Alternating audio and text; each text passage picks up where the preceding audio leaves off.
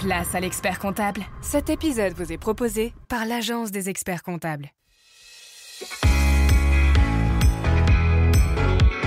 Quels sont les modes de financement qui existent?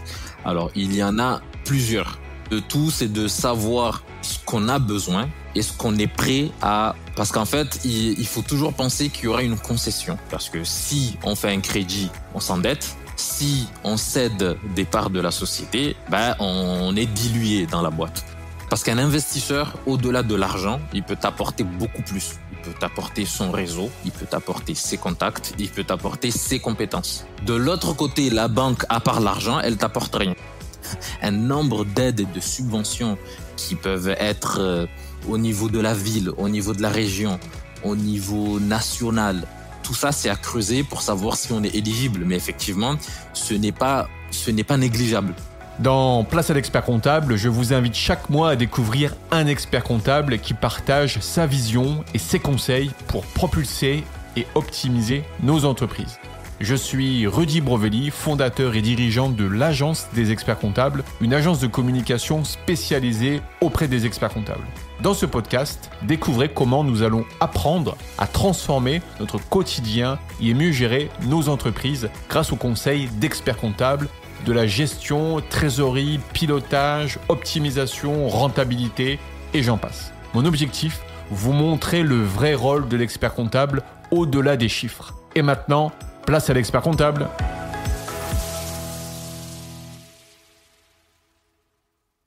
J'ai le plaisir d'accueillir ce mois-ci Rabah Mohamed, expert comptable. Il est le fondateur de Horizona, un cabinet d'expertise comptable spécialisé dans l'accompagnement des indépendants et des TPE-PME. Doté de compétences multiples et passionné par l'entrepreneuriat, il conseille les chefs d'entreprise dans la gestion quotidienne de leur société, optimisation de la rémunération, développement d'activités, gestion de la trésorerie et pilotage de la société. Il accompagne également les mémoralistes dans la réussite du diplôme d'expertise comptable. Merci beaucoup d'avoir accepté mon invitation. Merci à toi. Avec plaisir. Moi, j'ai souhaité ta participation à Place à l'expert comptable pour nous donner tes conseils et tes astuces sur la recherche de financement. En effet, que l'on soit un entrepreneur débutant ou un chef d'entreprise chevronné, nous avons besoin de financement pour développer notre entreprise. Mais par où commencer? Par les banques, par des prêts d'honneur, par des subventions gouvernementales, par des plateformes crowdfunding, par des investisseurs, et franchement, j'en passe. L'objectif de cet épisode est de nous aider à prendre des décisions éclairées et à élaborer une stratégie de financement solide qui correspond à nos besoins spécifiques au travers de conseils pratiques pour trouver les ressources financières dont nous avons besoin pour faire croître nos entreprises. Et surtout, comment votre expert comptable peut vous aider dans ce projet. Comme tu l'as compris, Rabah, nous avons besoin de tes conseils d'experts comptables. Comment tu souhaites aborder cet épisode? Alors déjà, dans un premier temps, je te remercie, Rudy, de m'avoir donné l'occasion de participer à ton podcast. Il s'agit d'un sujet qui est très pertinent parce que je rencontre, de par mon expérience, plusieurs entrepreneurs déjà aguerris ou même des entrepreneurs à en devenir qui sont concernés directement par ce sujet de recherche de financement. Soit au début parce que on démarre l'activité, soit pendant en cours de l'activité pour X raisons qu'on développera ici, soit à la fin parce que il y a un sujet d'acquisition d'une entreprise. Donc, ce que je te propose, c'est que pour aborder la recherche de financement de façon transversale, je te propose d'aborder dans une première partie le cadre, dans quelle situation le dirigeant aura besoin de financement. Dans une deuxième partie, quels sont les modes de financement existants. Et dans une troisième partie, quel est l'apport de l'expert comptable? Qu'est-ce que ton expert comptable peut faire pour toi sur cette étape? Déjà, dans un premier temps, quelles sont les situations qui font que un dirigeant a besoin d'un financement? En tout premier lieu, c'est le démarrage d'activité. Donc, le démarrage d'activité, en fonction des activités, on peut avoir besoin d'un financement, soit qui n'est pas trop importante parce que on démarre, par exemple, une activité de prestation de service. Donc là, généralement, à part, on va dire, du bureautique, parce que ça, c'est ce qu'on appelle des prestations intellectuelles. À part du bureautique, il n'y a pas grand-chose à financer. Par contre, on peut être confronté à un besoin de financement au démarrage de l'activité, comme la restauration, comme la création ou l'ouverture d'une boutique. Parce qu'en fait, ce sont des activités qui nécessitent un important investissement de départ. C'est ça, ouais. Ou qu'on soit une start-up dans l'innovation avec des technologies assez poussées, quoi. C'est ça, avec des technologies qui demandent beaucoup de financement, enfin un gros investissement de départ. Après, en deuxième temps, on peut avoir besoin de financer ces investissements. Parce que pour créer une chaîne, par exemple, de restauration, j'ai besoin d'avoir un entrepôt, un local, enfin voilà, quelque chose qui demande un gros investissement de départ. Soit ça peut être un financement de la trésorerie, c'est ce qu'on appelle financer le BFR. Ça, c'est très important. En cours de l'activité, on peut avoir besoin de financer son BFR. Alors, un petit aparté concernant le BFR, c'est en fonction de l'activité, parfois, on peut être amené à avoir un décalage de trésorerie qui est causé tout simplement par le fait que sur un mois donné, par exemple, le temps qu'un dirigeant, le temps qu'une entreprise encaisse son chiffre d'affaires, lui, il a déjà décaissé beaucoup plus. Je m'explique. Je prends l'exemple d'un client que j'ai accompagné qui est dans le textile. Lui, il vend des habits, des vêtements du textile à la grande distribution. Sauf que la grande distribution, eux, ils ont jusqu'à 60 jours pour le régler. Mais lui, sur ces 60 jours, il doit payer ses salaires et financer son stock. Donc, en fait, même si dans les faits, comptablement parlant, il n'est pas en perte, parce que son chiffre d'affaires couvre ses charges, il a un gros décalage de trésorerie. Donc, ça peut être, dans un autre cas, la quatrième possibilité, ça peut être soit pour financer du R&D, recherche et développement, c'est ce que tu disais tout à l'heure, dans les cas des startups ou des sociétés qui développent un produit en particulier, des applications, ça peut être des applications, ça peut être un site internet, enfin voilà, des investissements qui nécessitent un gros financement de départ pour financer la recherche et développement.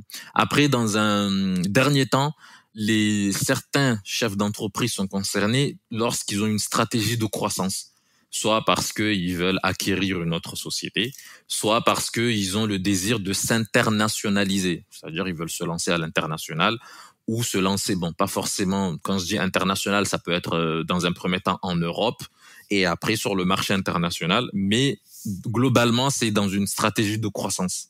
Voilà, ça, ce sont les 5 points généraux qui font que un entrepreneur aura besoin d'un financement. Tout à l'heure, quand tu parlais de BFR, juste pour confirmer, on est bien sur le besoin en fonds de roulement, c'est ça, hein? Ce que la société a besoin pour fonctionner, en fait, au quotidien, quoi. C'est ça, parce que pour une prestation de service, on n'est pas vraiment concerné, parce que normalement, on est réglé. Il n'y a pas un décalage Voilà, il n'y a pas un gros décalage, ou même s'il y a un décalage, mais il n'est pas aussi important pour des activités de vente et achat de marchandises. Après, dans un second temps, quels sont les modes de financement qui existent? Alors, il y en a plusieurs. Le tout, c'est de savoir ce qu'on a besoin et ce qu'on est prêt à... Parce qu'en fait, il faut toujours penser qu'il y aura une concession. Parce que si on fait un crédit, on s'endette. Si on cède des parts de la société, on est dilué dans la boîte. Donc, en gros, il y a un grand nombre de financements qui existent, mais tous ces types de financements se décomposent en 2 grandes parties. Il y a ce qu'on appelle les financements dilutifs et les financements non dilutifs. C'est très simple. Un financement dilutif, c'est comme toi, Rudy, aujourd'hui, demain, tu crées une société, tu as besoin d'un financement. Toi, si tu es seul, tu as 100% départ. Maintenant, un financement dilutif, c'est-à-dire que toi, tu cèdes un pourcentage, une partie de ta société, des actions de ta société, en échange d'une somme d'argent. Et de l'autre côté, on a ce qu'on appelle les financements non dilutifs. C'est-à-dire que tu gardes 100% de ta part, tu empruntes de l'argent, mais du coup, tu es endetté. Alors qu'un financement dilutif, tu ne l'es pas, parce que la personne donne de l'argent contre départ. Donc ça, c'est les 2 grandes familles de financement. Si on commence par les financements dilutifs, il y en a plusieurs, mais les principaux financements peuvent venir soit des proches. C'est le love money, c'est ça? Oui, voilà, love money ou il y a un autre terme qui s'appelle le friends and family, quoi. C'est pareil. C'est le premier cercle, un frère, un ami, etc., qui croit en votre projet, qui croit en ton projet et qui veut bien mettre de l'argent en échange d'un petit pourcentage. Enfin, voilà. En tout cas, tu n'es pas endetté, quoi. D'accord, c'est en échange d'un pourcentage. On est bien d'accord que c'est pas un don. Voilà, sinon c'est un prêt. Donc, faut bien cadrer cette relation. Alors, je vais juste faire ça c'est hyper intéressant. Je prends l'exemple, je crée une boîte, ma famille proche, parents ou frères me donnent de l'argent pour m'aider à développer ma boîte. Moi, ma société est redevable, ou elle me dit non, mais j'en ai pas besoin, je te les donne pour que tu te lances. Voilà. Alors, ben justement, c'est ce que je disais. Faut bien cadrer entre guillemets le contrat. Si demain ta famille t'aide gracieusement, c'est une autre histoire. C'est une autre histoire. Cela n'a rien à voir. Voilà, on le développera plus tard sur le compte courant. C'est par exemple moi, je suis ton ami Rudy, je te prête 10 000 euros. Les 10 000 euros, toi, tu les avances dans la société en compte courant. Et le jour où tu as assez de trésorerie pour me rembourser, ben, tu récupères dans ton compte courant que tu me rembourses. Là, dans ce cas, ça, c'est vraiment un cercle. En gros, c'est une relation de toi à la personne qui te prête de l'argent. Mais par contre, des fois, il y a des gens qui demandent des financements dans le cercle familial, enfin, dans le cercle proche, de façon générale, contre des parts de l'entreprise. Compte départ, d'accord. Mais si, au moment où la société est prête à rembourser, mais en fait, il dit non, mais en fait, j'en ai pas besoin, je préfère que tu aides plutôt les prochains. Est-ce que comptablement, il n'y a pas de, c'est OK, ou on dit, mais en fait, cette somme de 10 000 euros qu'on t'a prêtée il y a 5 ans, aujourd'hui, tu es carrément capable de les rembourser? Alors, attention, il faut bien différencier deux choses. C'est à titre personnel, moi, Rabat, je te prête 10 000 euros et que toi, tu mets les 10 000 euros dans ton compte courant. Dans la société. Voilà, ouais. Dans la société. C'est dans ce cas, la relation, c'est entre toi et la société. Donc, le jour où la société peut te rembourser toi l'argent, tu récupères l'argent et tu rembourses à la personne. Maintenant, si t'estimes que il n'y en a pas besoin ou peu importe, mais en fait, l'argent, elle reste dans la société. Mais il faut savoir qu'un compte courant d'associé, c'est quand même une obligation, enfin, c'est quand même un contrat que tu as avec la société. La société te doit de l'argent. Maintenant, à toi de piloter. Est-ce que maintenant, là, il y a assez de trésorerie, donc je récupère maintenant, ou plus tard, ou dans 1 an, ou dans 2 ans, sachant que financement en compte courant d'associé, on peut récupérer des intérêts. Tu prêtes de l'argent à ta société, tu récupéreras des intérêts. Bon, ça, on en parlera plus, parce que ça, c'est un financement non dilutif. Et après, deuxième exemple de financement dilutif, c'est les business angels. Donc, ce sont des investisseurs qui croient, enfin, tu présentes ton projet, ils y croient. Là, on a un ticket moyen de combien à peu près? Alors, ça peut aller, c'est très variable. Par contre, les business angels, généralement, ils n'investissent pas de gros tickets. Oui. Voilà, c'est vraiment. On est sur des dizaines. Voilà, des dizaines de milliers d'euros au tout début. Mais ce n'est pas un financement à 1 million ou à 2 millions. Et après, sinon, troisième exemple de financement dilutif, il y a les fonds d'investissement. C'est eux qui, des VC comme on dit en termes anglo-saxons, c'est eux qui mettent des gros tickets en fonction de toute façon, on en voit à chaque fois telle société est devenue une licorne, telle société a levé des fonds, etc. Ça, globalement, c'est ils lèvent des fonds avec des VC, quoi, avec des fonds d'investissement. Et ça, c'est pareil, c'est-à-dire qu'on cède une partie des actions. Donc là, si je comprends bien, c'est qu'en fonction en fait de ton besoin de cash, tu vas aller plutôt chercher en fait soit le cercle familial, soit tu vas plutôt aller chercher les business angels, ou soit tu vas plutôt aller chercher les VC en fonction de ce que tu as besoin comme... C'est ça, c'est un peu crescendo, on va dire. On va dire que si tu as besoin d'un, j'aime pas ce terme, mais en gros, si tu as besoin d'un petit financement au début, tu peux commencer par le Friends and Family. Après, tu passes au Business Angels. Mais si tu vois que tu as vraiment besoin de beaucoup plus gros, on peut aller vers des investisseurs, des fonds d'investissement. Sachant que il y a un truc important à savoir, c'est que ce n'est pas du tout, même si tu n'es pas endetté dans les faits, mais il y a quand même un engagement derrière. Je m'explique, c'est-à-dire que tes amis, la love money, tu auras sûrement des comptes à rendre, mais tu auras moins de pression que si c'est un fonds d'investissement qui investit, parce que 10 000 et 1 million d'euros, ce n'est pas du tout la même chose. Donc, quand un fonds d'investissement vient investir dans ton projet, il faut bien cadrer les choses, savoir quels sont les attendus, parce que la plupart du temps, on a des comptes à rendre, des reportings, savoir comment l'argent est utilisé, savoir est-ce qu'on atteint les résultats qui étaient prévus, quoi.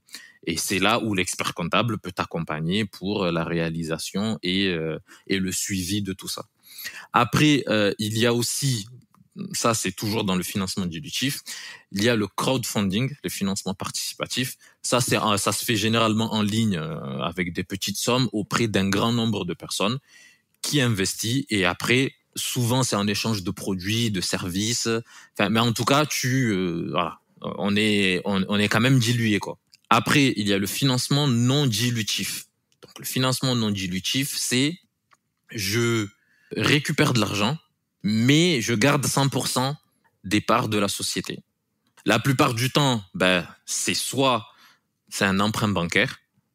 Donc, l'emprunt bancaire, attention, il y a ce qu'on appelle un emprunt court terme et un emprunt long terme. Un financement bancaire court terme et un financement bancaire long terme. Un financement bancaire court terme, c'est on a besoin, par exemple, d'un découvert pour financer le BFR. Si je reprends mon exemple de tout à l'heure, la société qui vend du textile, elle a besoin, par exemple, sur les 60 jours avant d'obtenir son règlement, par exemple, pour financer son stock et ses salaires, admettons, elle a besoin de 100 000 euros. Donc, elle va les demander à la banque de lui donner un financement court terme, c'est-à-dire un découvert de 100 000 euros, qu'il va renouveler, par exemple, tous les mois ou tous les 2 mois, en fonction de son besoin. Ce qui fait que lui, au bout de 60 jours, une fois qu'il a encaissé le chiffre, il rembourse le découvert. C'est court terme, quoi. Ok, c'est court terme. Et là, on est bien d'accord, il y a des intérêts. Ah oui, il y a des intérêts, mais ça sera pas la même portée, ça sera pas la même importance que ça se négocie avec la banque en fonction, parce que la banque, c'est très simple. Plus c'est sur une longue durée, plus il y a des intérêts. Donc voilà, ça sera pas les mêmes intérêts qu'un financement long terme. Mais en tout cas, ça permet déjà, dans un premier temps, de financer le court terme, le BFR. Et après, on a les financements long terme, financement bancaire long terme. Là, sachant que, attention, parce que je le dis parce que j'ai déjà vu beaucoup de dirigeants se tromper là-dessus, une banque qui emprunte à un dirigeant ou à une entreprise, c'est sur une courte durée généralement. Donc, c'est 7 ans. Et par exception, ça peut aller jusqu'à 10 ans, il me semble. Mais ce n'est pas un crédit immobilier, quoi. C'est-à-dire que c'est pas un financement sur 20 ans, 25 ans. Et tout est relatif. Comme tu t'engages sur une courte durée, tu payes beaucoup plus d'intérêts. Voilà, parce que la banque, eux, ils veulent que tu restes chez eux le plus longtemps possible. Donc, tu payes moins d'intérêts si tu restes plus longtemps, et tu payes beaucoup plus d'intérêts si tu restes. Après, sur ce point de financement bancaire, le point d'attention, c'est les intérêts, parce que ça peut vite monter, entre guillemets. Donc en fait, il faut juste choisir entre est-ce que moi actuellement, parce qu'un investisseur, au-delà de l'argent, il peut t'apporter beaucoup plus. Il peut t'apporter son réseau, il peut t'apporter ses contacts, il peut t'apporter ses compétences. De l'autre côté, la banque, à part l'argent, elle t'apporte rien. Donc, il faut juste peser, est-ce que moi, actuellement, si par exemple, j'ai un besoin d'1 million d'euros, est-ce que je vais prendre, mais je connais totalement les tenants et les aboutissants de mon projet, je n'ai pas besoin d'accompagnement.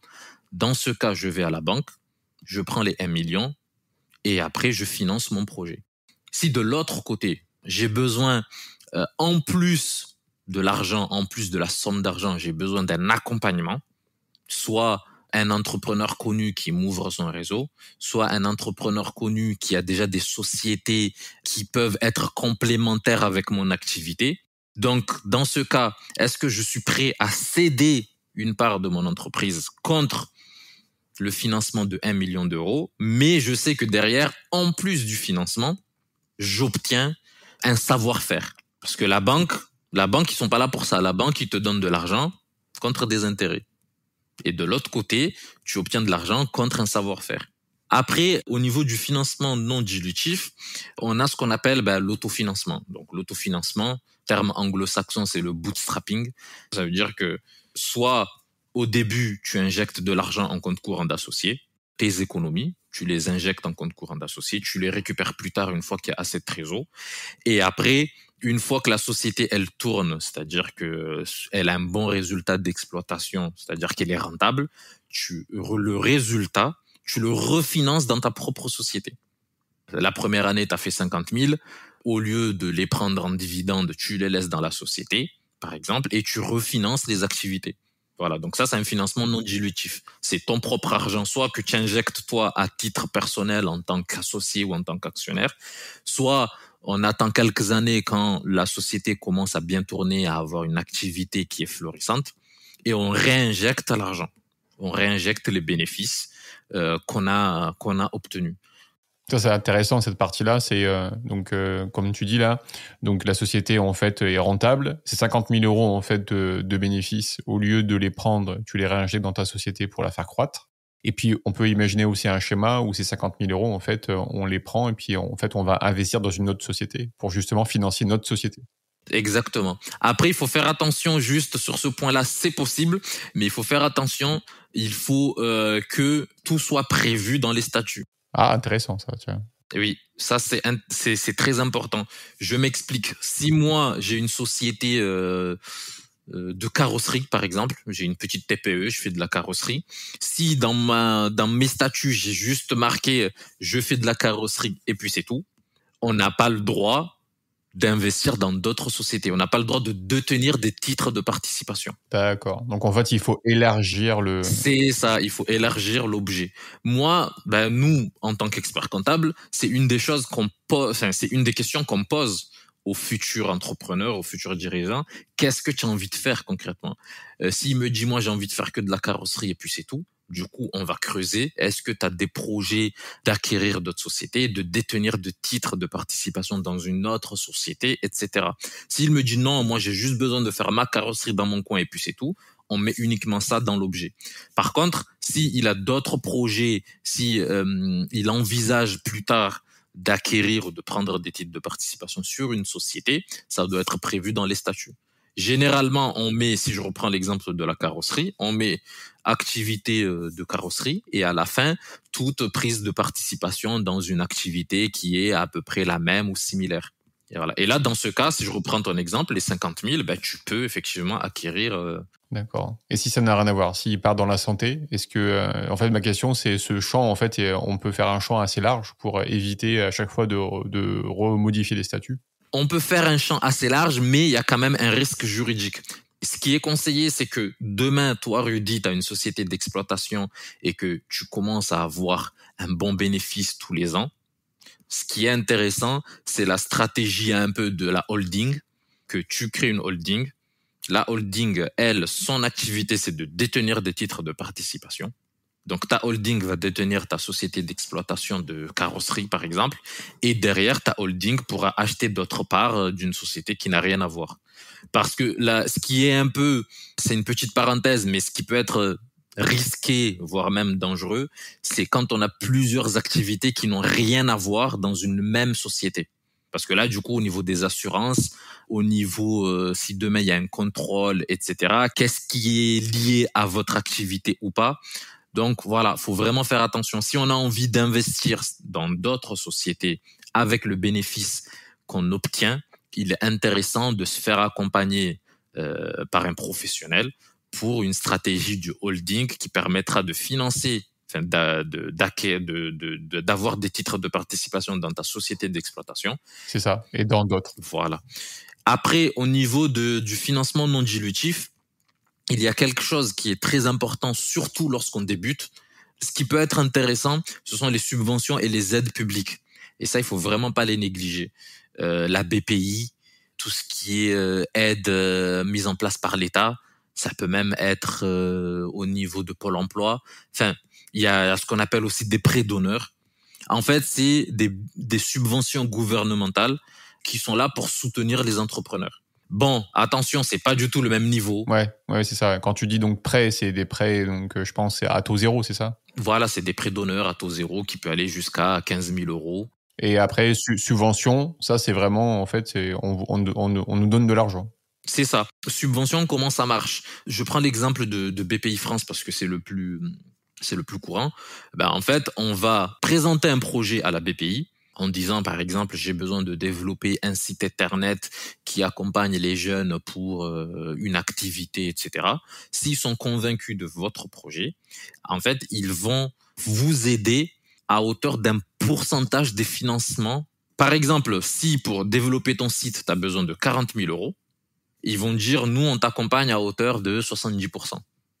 Donc, eux, ils vont faire un calcul en te disant, bien sûr, il y a des conditions à respecter. Il faut justifier vraiment qu'il y a eu les dépenses.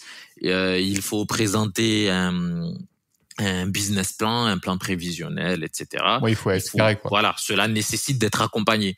Et après, eux, ils vous financent, la BPI vous finance à hauteur d'un pourcentage de la somme totale que vous avez dépensée. Ok.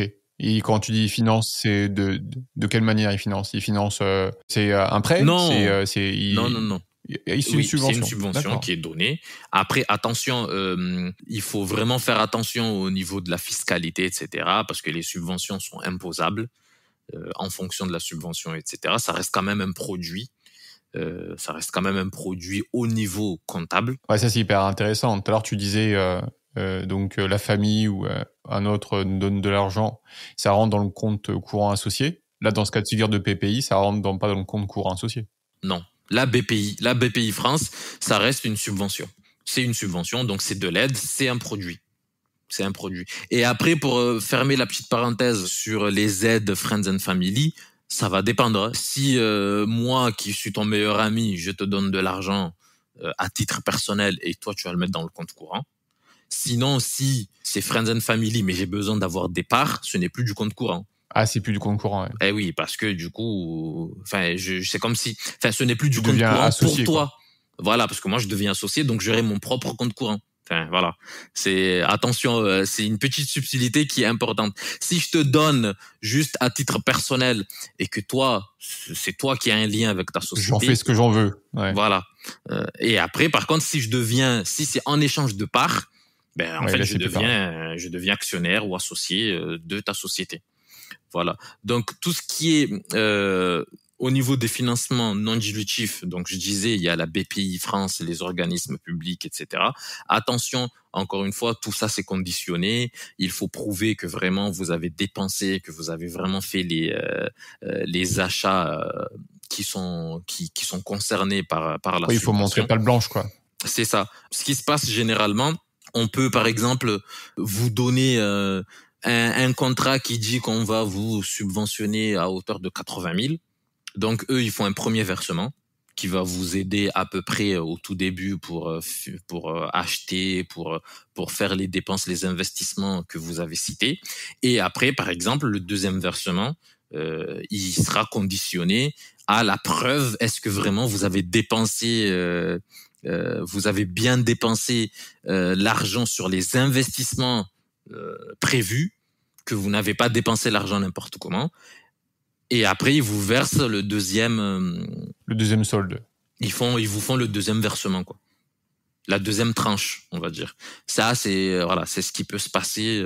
Mais après, je rebondis juste sur cette partie aide publique. C'est vrai que j'étais étonné qu'il y a quand même pléthore, vraiment, vraiment beaucoup d'aides publiques qui existent aujourd'hui sur le marché. Et ça. Et que les gens ils sont pas forcément au courant. C'est ça. Ouais. Ah ouais. J'ai appris vraiment il y a pas longtemps que en fait il y a des plateformes qui existent sur ça d'aides publiques et qui permettent en fait de regrouper vraiment toutes ces aides et que ce soit nationales, régionales, départementales, en fonction aussi des thématiques.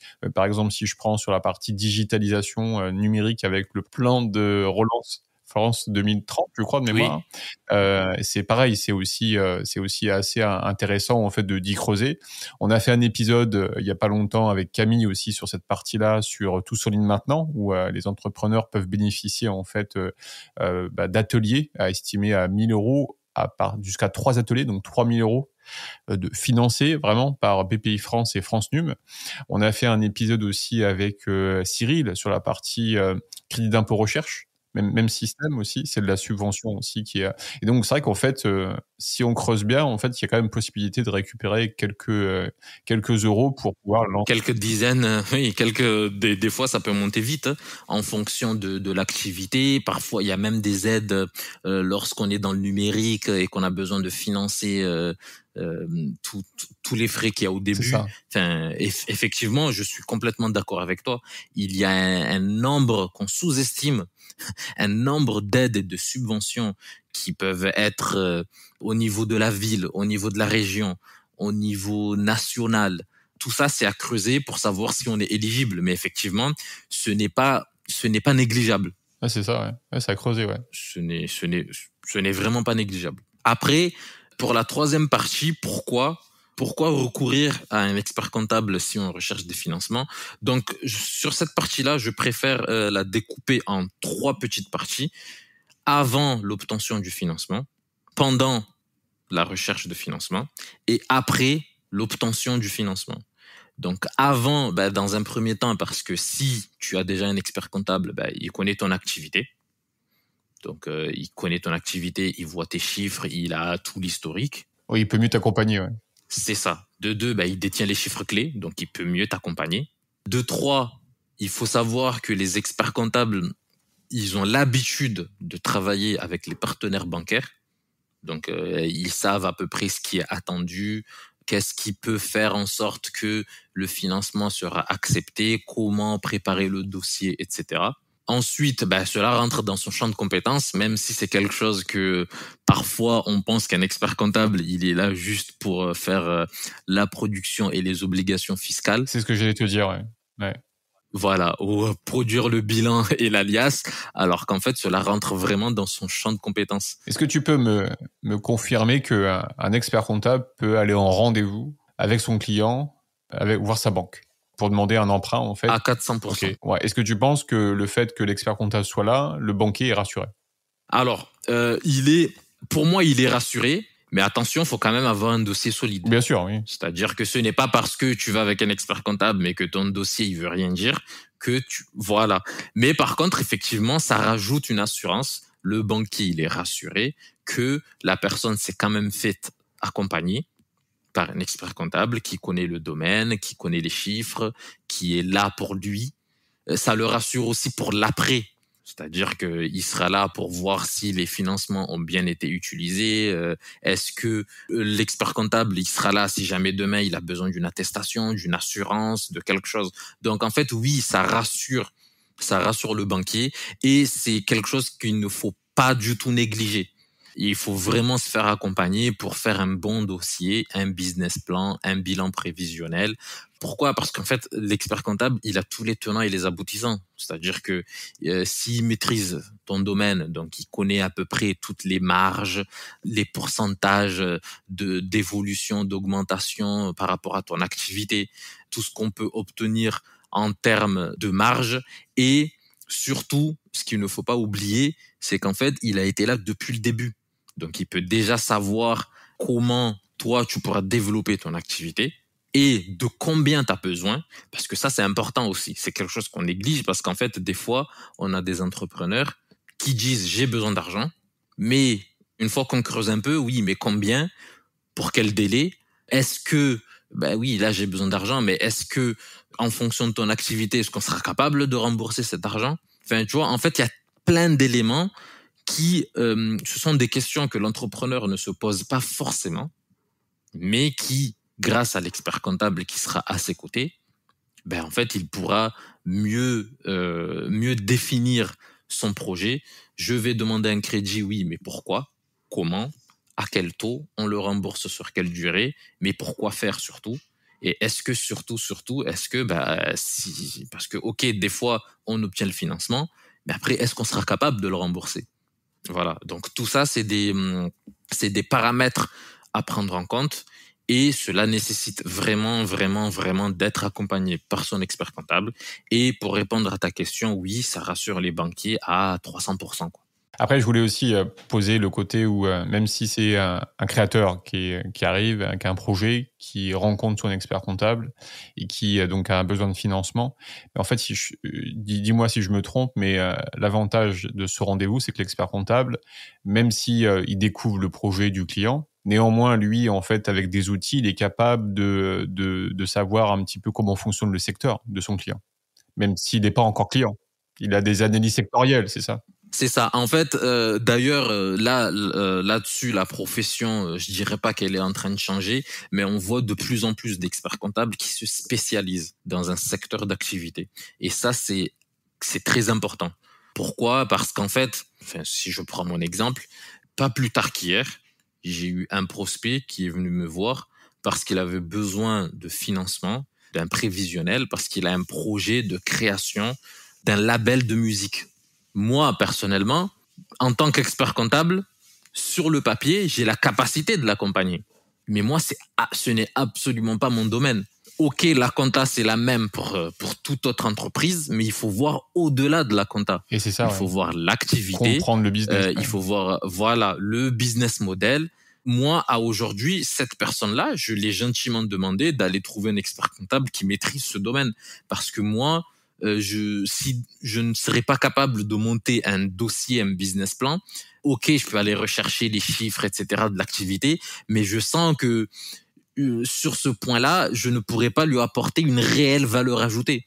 Donc voilà, je l'ai juste invité à aller voir une personne qui a l'habitude de traiter des labels de musique, et il n'y a pas de problème. Donc, pour te répondre, oui, si l'expert comptable connaît ce domaine. Et ça, c'est très important. Donc, aujourd'hui, on voit beaucoup beaucoup de cabinets d'expertise comptable se spécialiser. Et ça, c'est bien.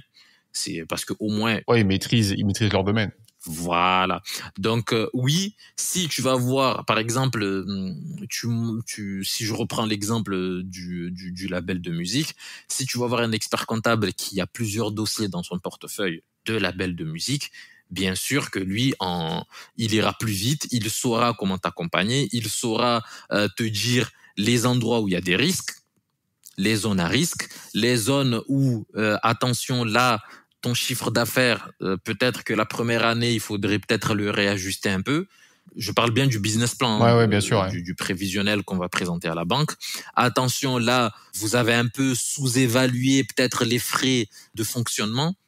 Là, on a un peu surévalué le chiffre. Il faudrait peut-être que, attention, l'activité de label de musique, comment il croît d'une année à l'autre, peut-être que ça croît de 5%, de 10%, etc. Sachant qu'il faut pas oublier, les banquiers, ils se renseignent un minimum. Donc, eux, ils ont besoin que tout soit cohérent. Si tu viens leur présenter un projet d'ouverture d'un magasin bio, par exemple, ils vont quand même aller chercher pour voir est-ce que votre business plan, il est à peu près cohérent. Donc oui, l'expert comptable, même si tu débutes de zéro, s'il connaît bien ton domaine, il pourra tout naturellement t'accompagner, voilà, sans problème. Excellent. Et si tu aurais le mot de la fin, ça serait lequel ? Alors, le mot de la fin, je dirais que pensez à vous faire accompagner, c'est très important. Moi, personnellement, si par exemple j'ai besoin de quelque chose, je vais voir un professionnel.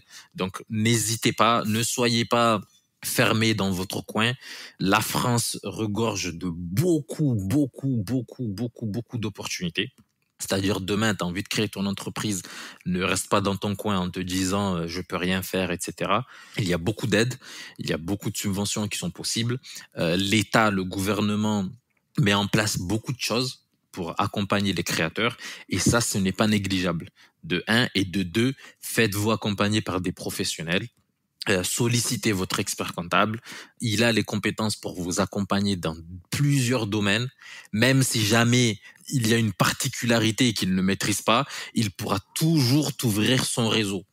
Je m'explique. Par exemple, il y a des points fiscaux qui sont parfois très pointus. Donc nous, c'est ce qu'on appelle l'interprofessionnalité. On travaille avec des avocats fiscalistes qui sont peut-être beaucoup plus aguerris sur des points particuliers. On travaille avec des gestionnaires de patrimoine en fonction de votre besoin. Donc voilà, n'hésitez pas à solliciter votre expert comptable et allez voir un professionnel, c'est très important.